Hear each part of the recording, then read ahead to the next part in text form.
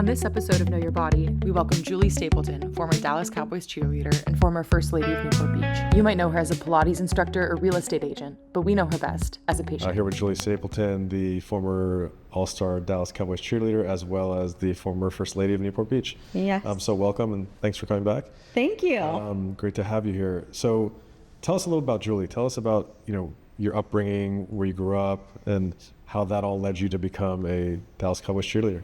So most people think I'm from Texas because I cheered for the Cowboys, but I actually was born and raised in the Bay Area. And then I went to college at Arizona State, and I cheered and danced my whole life, and I did not cheer or dance at Arizona State. I took 4 years off, and then my last year I was going to graduate a semester early, and I was watching a Cowboys game with my parents on Thanksgiving. And my dad was like, I told my dad, I was like, I think I'm going to audition. I miss dancing. And he was like, you're joking me, right? Like, you're just about to graduate college. And I'm like, I can work whenever. Like, I would just want to get a couple more years in of dancing. Like, a dancer's life is very short.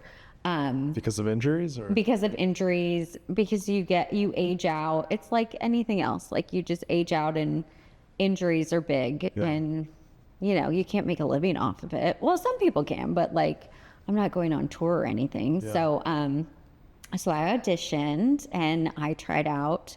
I was at the time, I was one of 3 girls that were from out of state. My other friend, Brooke, who was from Florida. And then there was a girl from Japan, Yoshiko.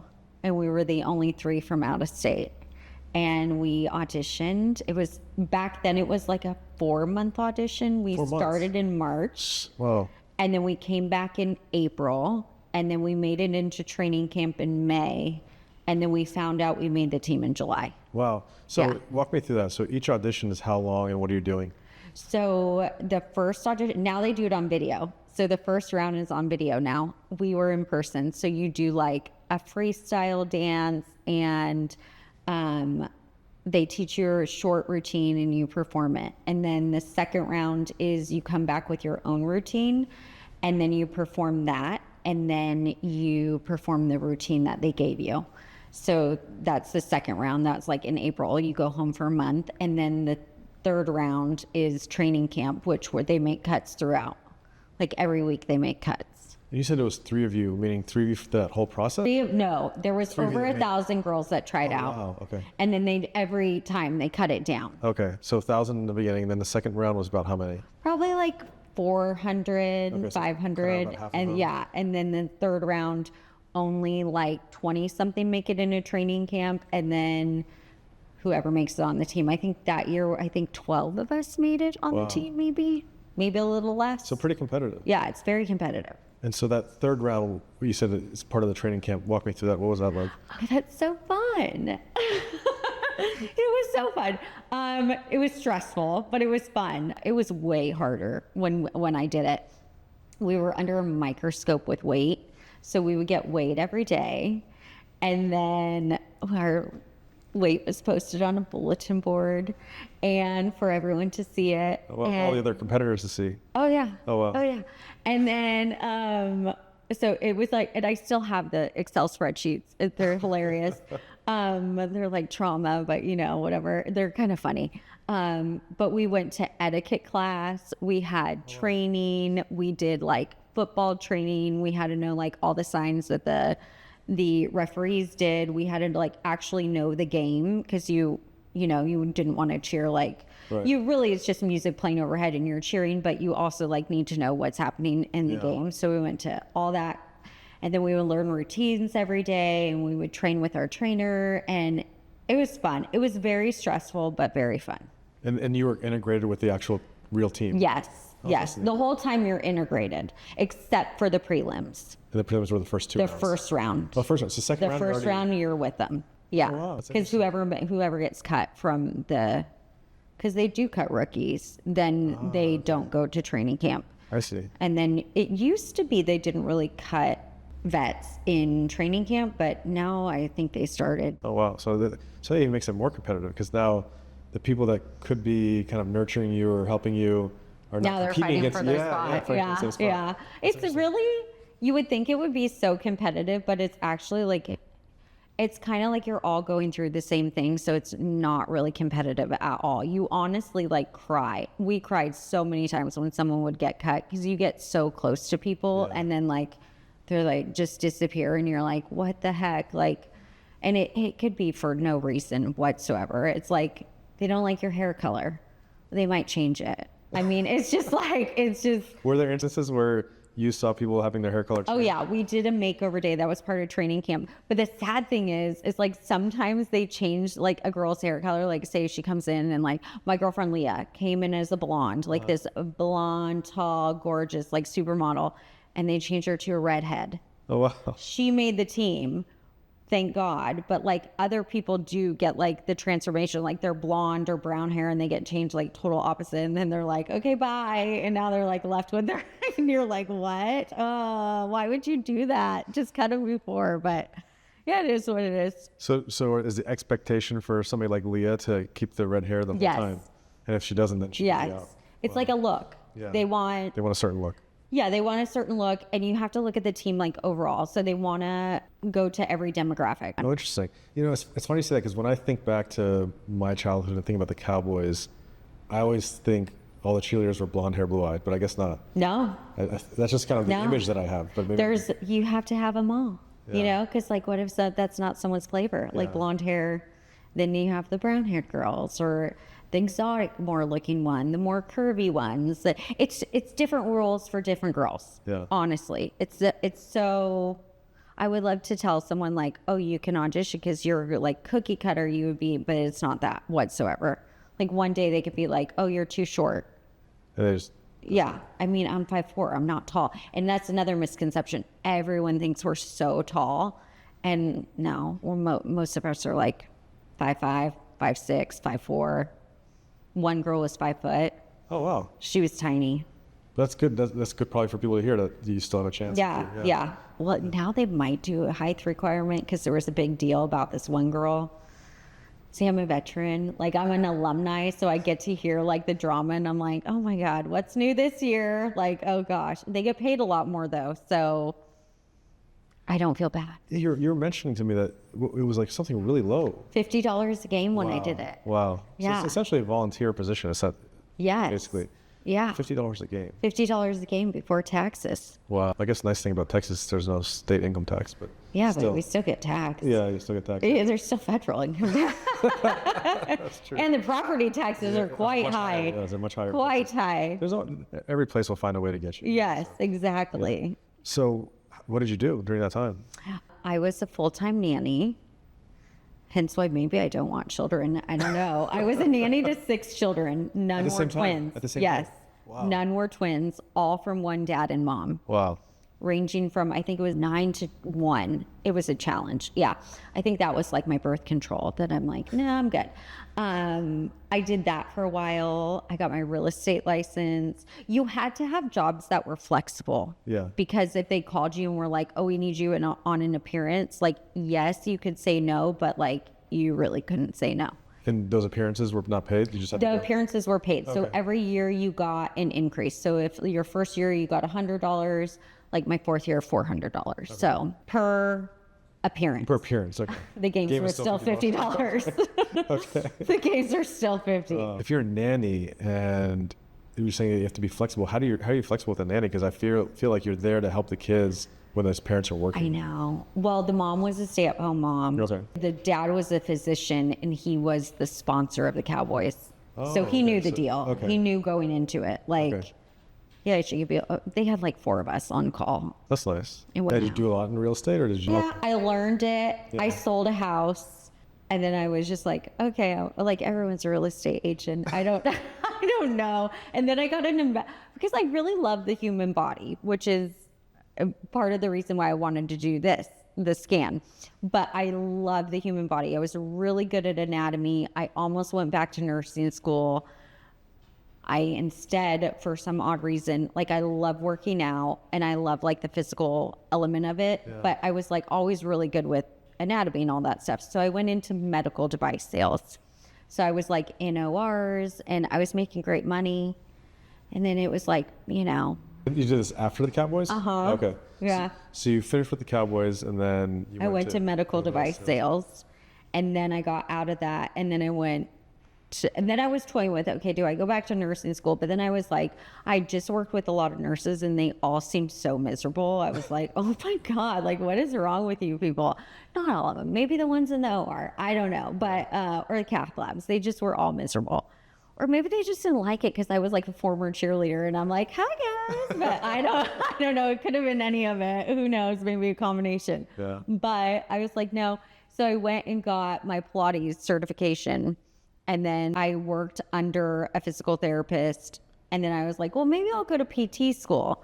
And then she's like, you're going to be bored. Just stick with Pilates. It's fine. And I was like, okay. So I stuck with Pilates. Oh, cool. Here we are today. Here we are today. Okay, so before we fast forward today, so going back to the Cowboys, so how long were you there with the Cowboys? 4 years. 4 years. And then what made you leave? It's not that I wasn't forced out. I wasn't like, it was very amicable. It was like, okay, it was just time. I dislocated my knee 3 times, once on the field, Ouch. and I still cheered the rest of the game. Wow. It's just it takes a really big toll on your body.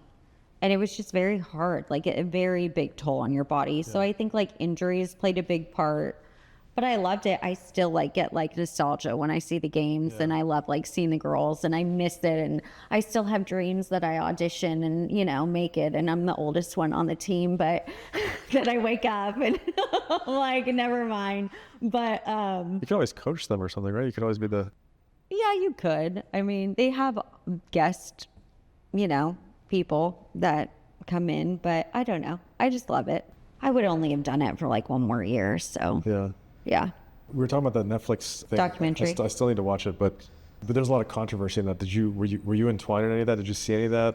None. That's good. None. We were when I did it, it was very like, shut your mouth. Like, you don't really speak out of turn. Yeah. You know, it was yes ma'am, no ma'am. There wasn't like ruffling any feathers. You could be replaced. It wasn't like everyone's going for a raise. It wasn't like that at all. It was just like, you knew what you signed up for. Yeah. And we were all good with it. After you left, what do you think made it so different? I mean, when I started this, it's going to age me. We weren't even allowed to have social media. It was like a huge thing. It was like, oh my God, like, no, like you were put on probation if you had social media. They just didn't want you out there. They wanted to benefit from anything that you had. So now, like with social media and Instagram, like the girls have blue checks, they're getting sponsorships from outside sources, they're being paid so much in different areas. Like everyone was like, oh, do you do it for like the accolades and like, you know, it's something to come? But it's like there was nothing to come. Like we had no voice. It's not like I could go and do something behind their back and get paid. Yeah. They would find out and be like, you're done. Like everything has to go through us. I think social media has changed it a lot. And then they keep doing the shows, and now the Netflix series that got them the big raise, which great. I mean, they should have been paid a lot more. We should have been paid a lot more. So What are they making now? well, it depends. They're getting paid. It's like a real job. I mean, probably some of them are making $100,000 a year with sponsorships and promotional stuff and social media posts and the show. They get paid for practice now. They get paid for games. They get paid for the show. They get a lot more than we did, which good for them. But you have no incentive to leave. Like we were like, okay, I'm struggling. Like I can only Do this for so long. and then I gotta get paid somewhere else. So, you know, it is what it is. So even there being no incentive to leave, well, do you think they changed that because people were leaving? No, No. they got so much crap from the Netflix series when the first season came out, and they like realized, like people started to realize how much they were getting paid, and then like the Cowboys overall got a lot of heat for it. Of like, how can you do this? Like, no, they didn't know. So it's almost like they were naive to the fact, and then they kind of got... Oh, yeah. Everyone thinks we were the highest paid cheerleaders. We were one of the lowest paid. Because think of it, you can find anyway, there's like over 1,000 girls auditioning. If they don't choose you, someone else is going to do it. People would have done it for free. Like it was like, I just want to do, I just want to be a Cowboys cheerleader. Yeah. I would have done it for free. It was so much fun. I love it. But I'm like, we knew what we were getting into. Like, I'm not saying anything negative about the organization. Like, we all knew. Like, it's not like you're like signing a dotted line and being like, oh, this wasn't in my contract. Like, no, it's very blatant. It's right there. Like, and if you don't want to do it, someone else wants to. Yeah. What do you think was the biggest perk that you had as a Cowboys cheerleader? We got a lot of sponsorships, like medical stuff. Like, we had a doctor, the doctor who I worked for. We got like med spa stuff. We got, I mean, probably not the best thing. We had a tanning membership, which probably like we all have skin cancer now, but that wasn't a good thing. But it was just, honestly, you didn't do it for anything like that. We all love to perform. Yeah. Like, I love to perform. I will dance wherever, whenever I can. I love to perform. Hit the music. Yes. Yes. It's my party trick. I still do the splits at every party I go to. And Joe's like, oh my God, this is so embarrassing. And I'm like, whatever. I'm 41, still do the splits. Like, get over it. So speaking of Joe, so then you were in Dallas still, right? After Then you were doing medical device sales there. Yes. How long did you do that? And then how did you meet Joe? I did medical device sales for 3 years. And then when I got my Pilates certificate, I just got out of that and went to Pilates. I taught for about 10 years. And then my cousin called me one day, and she lives in Newport, and they sit on an art board foundation. And she's like, I have your husband. I was like, what? Like, what are you talking about? But the funny story is okay, he's a huge Cowboys fan. Okay.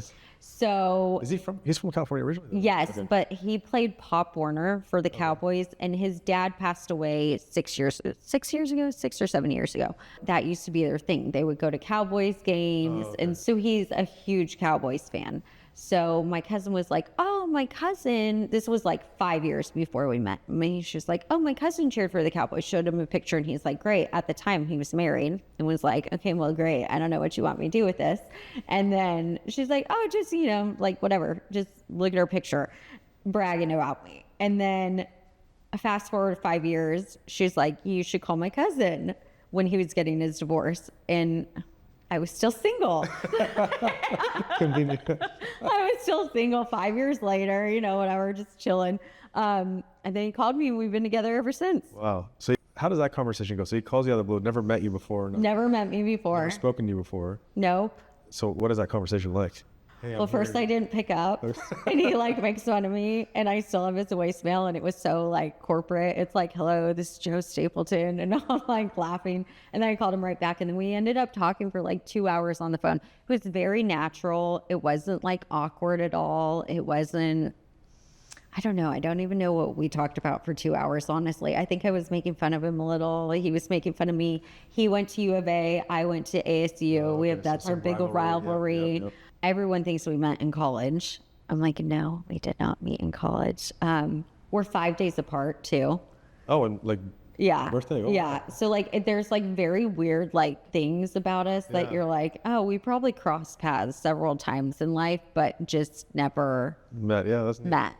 Okay, so then did he come visit you in Dallas, or did you come out here? Everyone asks that. I flew out here. Because he likes to control his environment. So I flew out here, and he hates Texas. Like, he hates it with a passion. I don't know why, but like it's not for him. We just went out there the other week to go visit some friends and to move still have a storage unit and a house out there. So I was moving my storage unit out here.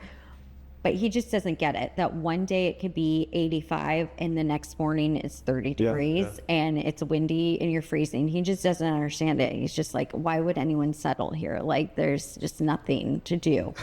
But whatever. So, no, I flew out here and I made the rounds. But you know how busy he is. Yeah. So was he busy then too? Oh my God, he's always been busy. What was he doing at that point? He was getting ready to run for council. Okay. So, but the first weekend I moved here, I went to the Ben Carlson Foundation big gala that they have. I went to a baby shower. I went to like 4 events with him, and I was like, oh, and I thought it was just like a one-off, and then I'm like, oh no, this is your life. This is your life. Hindsight, it's funny because the Ben Carlson Foundation that I went with him, he actually just did the paddle last year, so I'm like, oh, it's kind of like ties together. Yeah. Here we are. That's nice. Yeah. It's interesting because if you're seeing that kind of life, was it exciting because you got to go to all these events, or was it more like, okay, this is... It honestly reminded me of cheerleading. It was like an appearance. Then I'm like, what, like socializing? But it wasn't like he had to like stand by me and be like, oh my God, are you okay? Like, to give me attention. I would just like walk off and like, make my own friends, talk to people. Like, I didn't really care, which was part of like all our training and part of my personality too. But it was just very easy. It wasn't like, yeah, I get to go to a million events, but it wasn't like, oh my God, this is the worst thing. I have social anxiety. Like, it was fine. I was very comfortable. Okay, so did that, you went back home, and then what happened after that? And then we saw each other every 2 weeks. You usually coming out here? Usually I would come out here. Okay, I'm not gonna lie, like this is a way better place to like visit. I mean, there's the beach. You got the beach, yeah. Yes. There's the harbors. We go on the Duffy. We go on hikes. He'd always have something to do. Like, I'm like, here, let's go to Dallas. What do you want to eat? Like, I don't know. Like, there's nothing to do. You eat, drink, and shop. Those are the 3 things you do in Dallas. But, and he doesn't like 2 of them. So he doesn't drink and he doesn't shop. So I'm like, which restaurant do you want to go to? I came out here like every other weekend. Wow. That's why I'm elite status on American and he's not.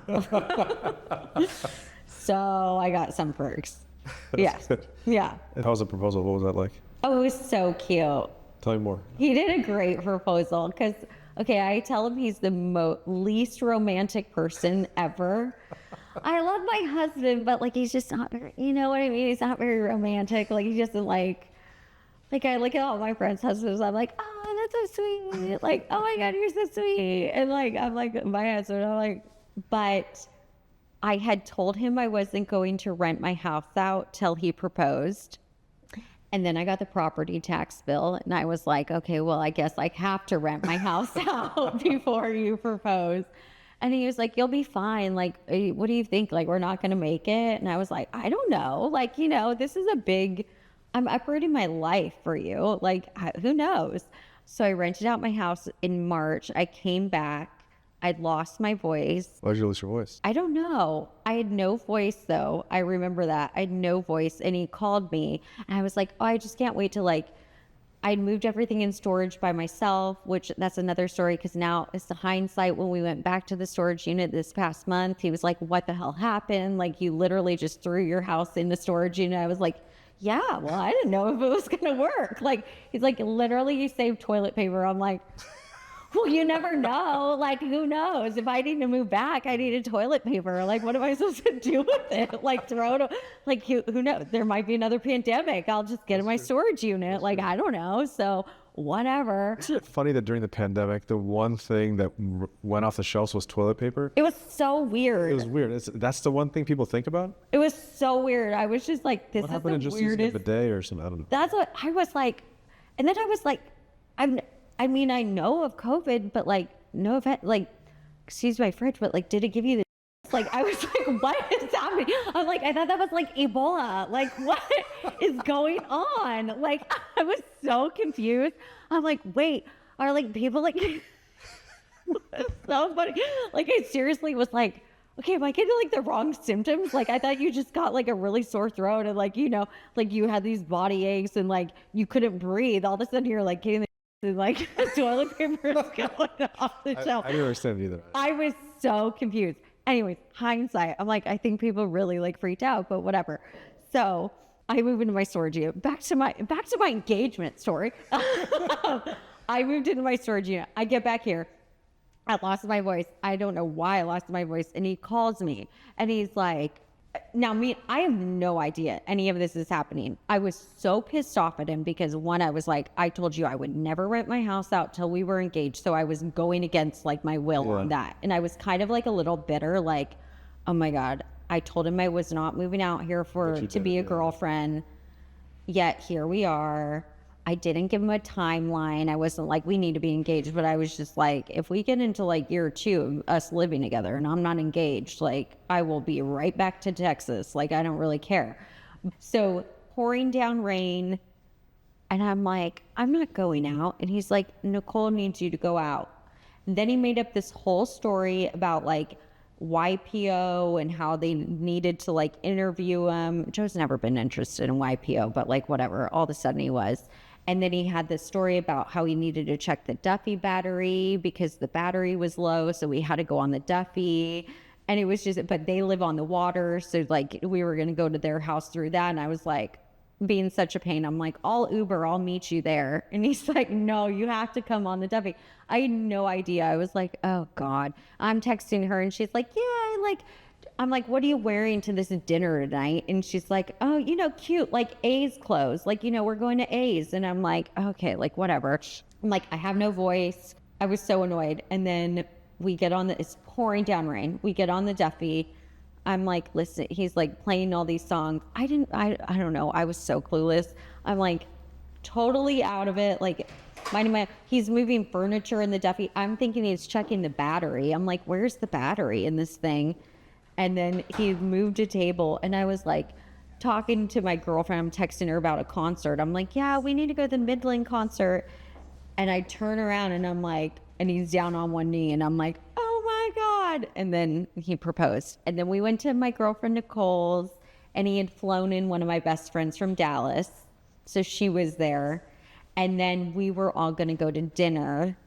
And then we went to dinner and he had surprised me. He threw a big engagement party with like 20 of our friends. Oh, that's great. And I was so surprised. That's the way to do it. Yeah. I think just catch them by surprise. Yeah. Our friends were like, let's party. Like the kids are old enough to be left with grandma and grandpa.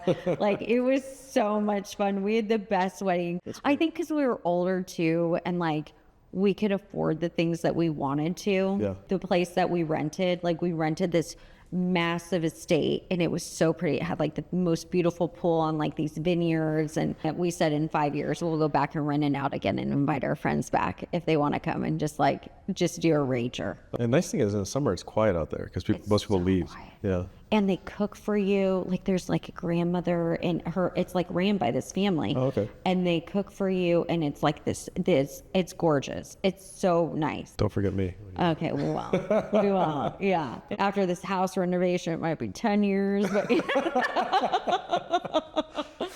So you got married. Now you're the first lady of Newport. So tell me about that. What was that experience like? Well, I moved here and Joe started his election year, which...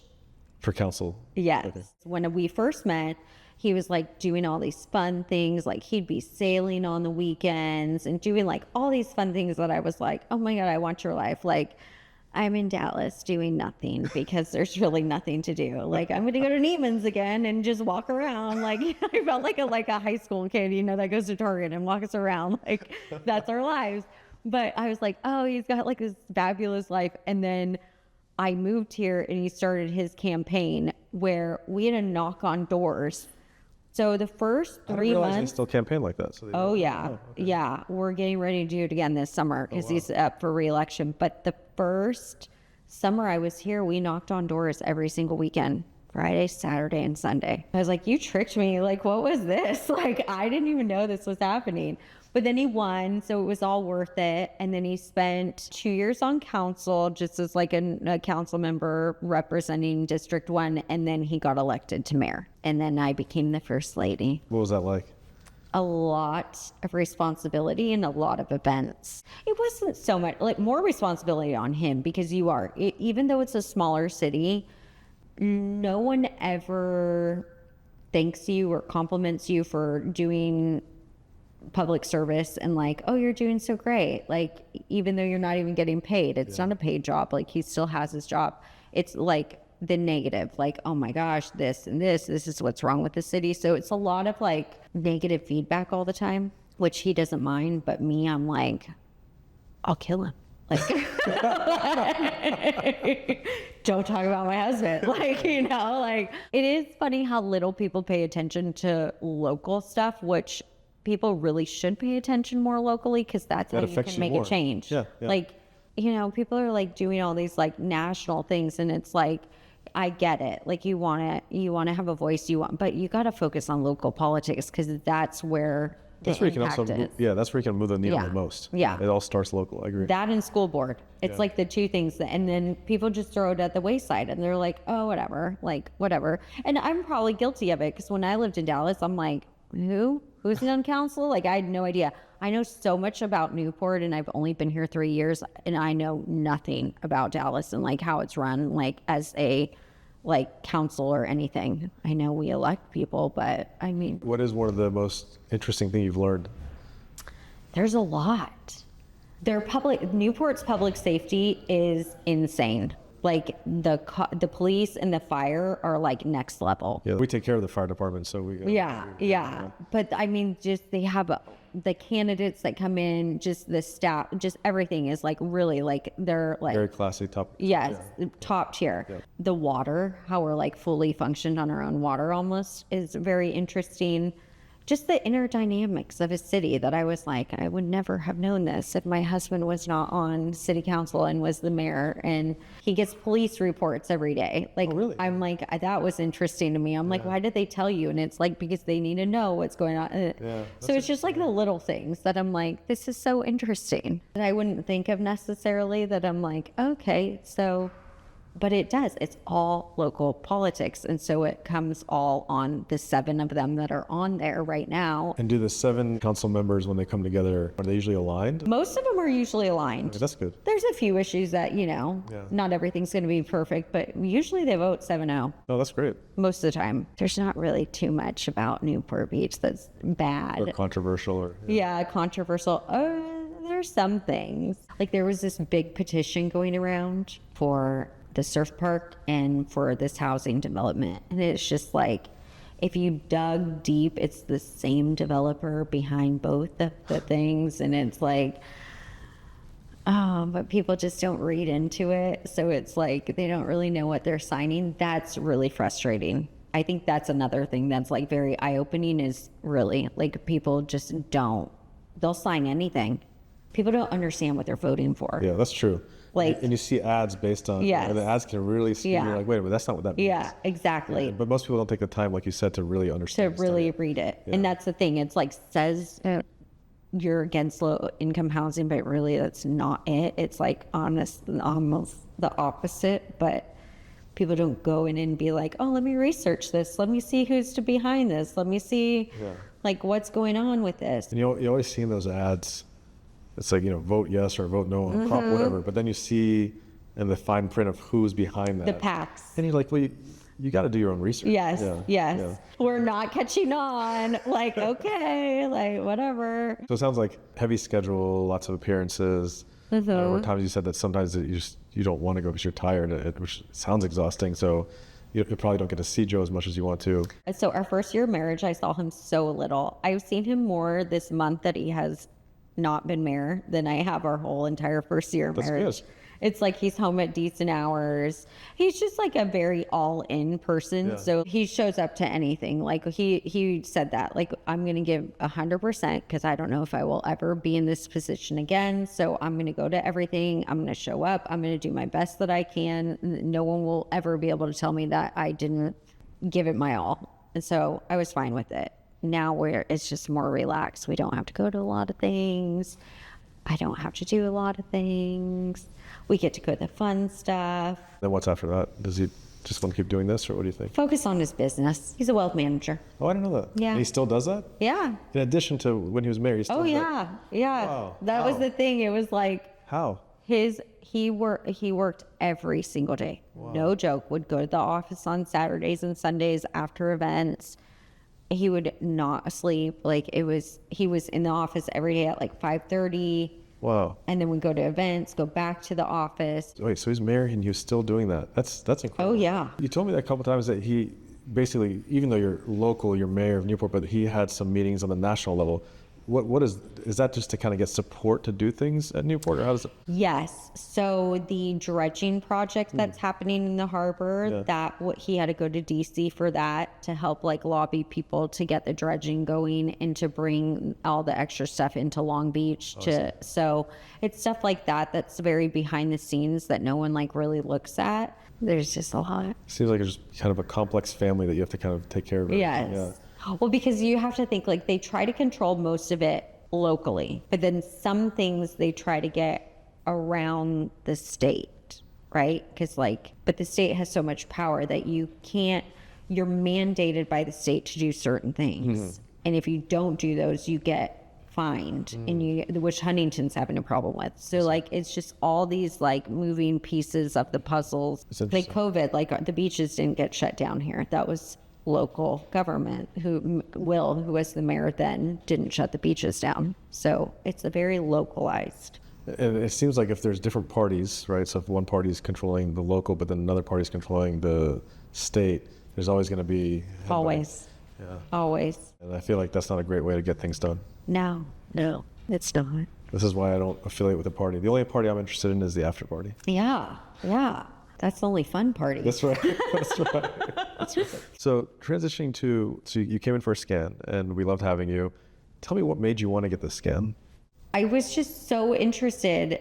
I had that MRI that I didn't even tell y'all about, like before. It was probably 2 years before, and they found like a little small, what would you call it, a cyst or something.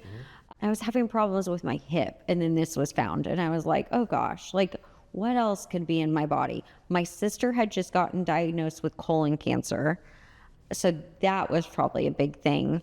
And she didn't even have any signs or symptoms. She had an appendicitis and then was found. So I was kind of like, okay, well, it's better to know than not know. Yeah. And my grandmother had breast cancer. I have a breast cancer in my family. I have colon cancer on the other side. And then I had this. So I was just like, peace of mind. I get headaches. I'm kind of a hypochondriac. I'm like, do I have brain tumor? Like, so I was just like, better know than, Yeah. I want to do something about it if I do have something wrong with me. But I was so clean. Thank God. Minus my wrist now. And tell the audience what happened to your wrist. I had surgery. I had some pins put in my wrist. I split 2 bones in half and tore a ligament. 2 ligaments. But you gotta tell them how. Okay, so it's like kind of like a double story. Okay, my wrist had been bothering me. Joe and I went running in Portugal, and I tripped over a gutter and I fell, and it hurt, but it wasn't like anything major. I was like, whatever. Like, I just fell. It's not that big of a deal. I got on the flight, flew home. That was back in August. And then I was working out, and it was starting to bother me for like about a month. I kind of procrastinate on things. Maybe that's why I wanted to get the scan too, because I'm like, if it's not like bulging out or doing something, like I don't need to do anything about it. So it had been bothering me. My doctor is impossible to get into. I called. My appointment this was back in November. My appointment was December 16th. So I'm working out. I'm doing the ab roller, and I hear pink, and I'm like, ugh. And I could not move it. I couldn't do anything. It swelled. It was so bad. It like had this line up my arm. I was like, what did I do? And I called the doctor's office crying. I'm like, I need to see him. And they're like, okay, come in tomorrow. Like, I think she felt bad for me because I was like such a pathetic person. And then, of course, I get in the doctor. He's like, how long has it been like this? This is terrible. Like, why didn't you come in sooner? I'm like, you're impossible to get into. So I had to get on a steroid pack for 2 weeks for the swelling to go down. That's how bad it was. Jeez. Just to even do the MRI. And then I went in the doctor's office. I was in surgery 2 days after my original appointment was. Wow. Yeah. You know, people that are fit will heal faster. Yeah. So it's actually a great thing that you're in shape and you've been working out, because it'll help you heal faster. Hopefully. I've been trying. What did you find most insightful about the CoreViva exam when you had it? I think everything. Honestly, I just really enjoyed like knowing it was a very like peace of mind. Even if something was wrong, like it was very peace of mind. Y'all found everything. Like you even noticed my hamstring tendonitis on my right side. Watch we go back, it's probably on the left now too. But if there was like just small things that I was like, this has been bothering me, and you're like, okay, well, you have this. So just even the minor aches and pains over the major aches and pains, I thought was like probably key to me, because my hip was bothering me for a long time. No one can tell me what was wrong with it. I had that MRI. They focused on the other cyst and was like, you need to worry about this. And that was benign and fine. And then, but I never got an answer of like, okay, well, maybe you need to go to physical therapy for your hamstring tendonitis. It was just like, oh, well, you're not dying. You don't have cancer. So I was like, okay, great. Like, thanks. So I think the smaller things were more important to me than the larger things. Yeah. Yeah. But it's good that you at least have knowledge of why you were having some of these aches and pains. Yes. Yeah. Yes, for sure. And just the overall, like, I think my sister really freaked me out because she was very healthy, would have never known. Unless she had the appendicitis. Unless she had the appendicitis. She's older than me, but she would have never known. I mean, the symptoms are pretty much perimenopausal symptoms, so she would have never known. And she caught it early, I'm assuming? Yeah, she's fine. Very good. Yeah, she got it super early. They just took a chunk out and went on their way. And that's the key. You want to find things early, because then your chance of survival is much, much, much higher than if you find things late. So finding things early, I think, is key. And I'm not making like a small thing into a large thing. Yeah. If you had to give one advice to our audience of folks that are maybe anxious about having the scan, or, our tagline is know your body, because I think that's the most important thing, but they're afraid to know, what would you say to them? Well, I do like about your scan, there's no waiting game. So like, I knew right away. It wasn't like, oh, you do the scan and then you go home and then you have to like twiddle your thumbs for 10 or 11 days and just like go. I think that's more the scary thing, is like the waiting process to me. But I think like knowing is way better than the unknown. Like if you can prevent something or catch it early, it could be a matter of life or death, like really. What's your key to staying healthy?